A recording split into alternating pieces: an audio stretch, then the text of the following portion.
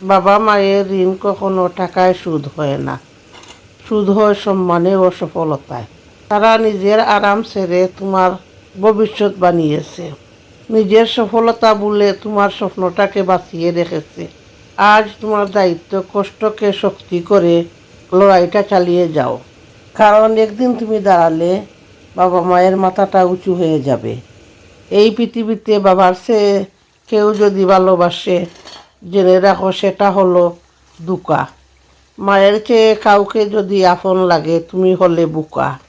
মনে রেখো, মা বাবা ছাড়া দুনিয়ার সব সম্পর্ক ক্ষণিকের ছোঁয়া।